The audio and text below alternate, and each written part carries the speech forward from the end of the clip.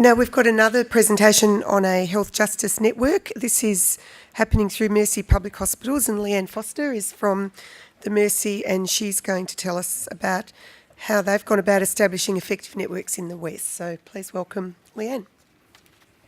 Thank you. I too would like to take the opportunity to acknowledge the traditional owners of the land that we're standing on today, to honour their elders past and present and any community members here today. And I'd like to say that we're probably at the very start of this journey, so for those who are thinking about this, hopefully I can give you a little bit of insight. I'm going to talk specifically about Werribee Mercy Hospital. Now, we probably fit more in the idea... Oh, sorry, backwards. There we go.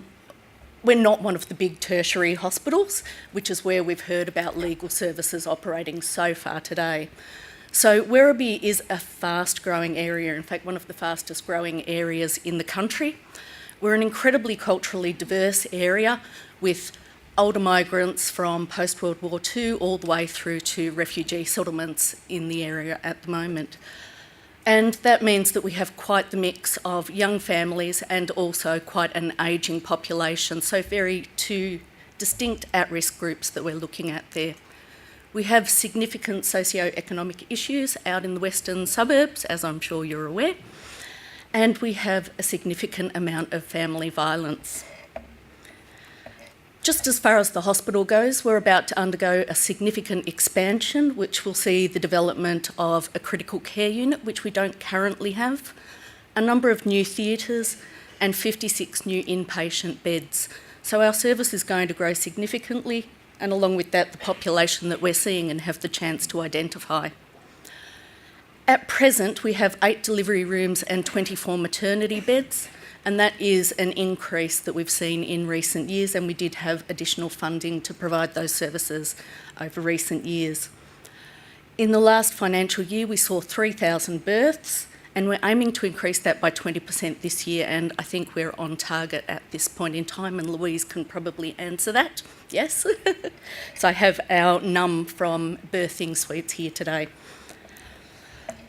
We've partnered with West Justice, so again, community legalship partnerships.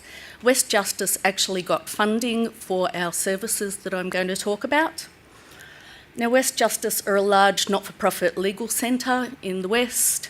They provide legal information, advice, casework and referral. They deliver community legal education.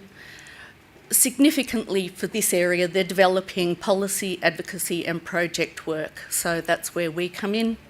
And they do have a focus on family violence, again, which is our clinic and health partnerships. Pardon me.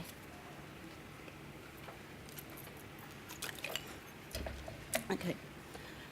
So West Justice got 2 separate lots of funding. One of those clinics I will talk about. One of them is a mental health clinic for patients who have accrued fines, so that sits within our inpatient mental health facility.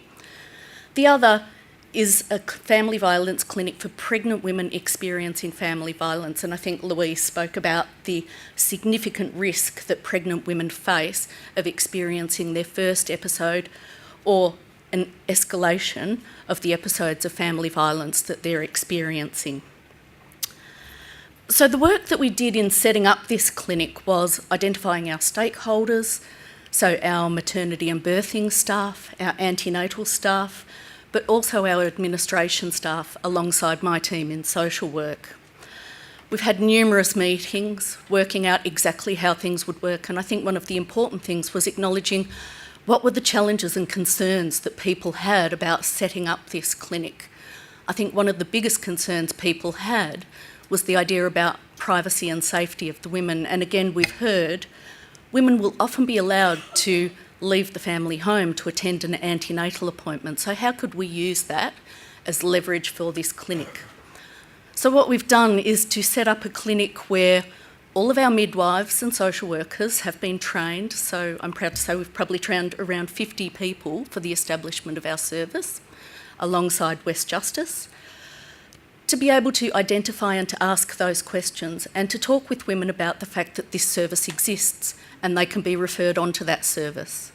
Women are then given the option of referring themselves onto the service to be able to call, go through an intake process, be screened for their eligibility, or to request social work assistance to be able to call the service, and a social worker will attend the antenatal appointment that they're sitting in to facilitate that contact then and there.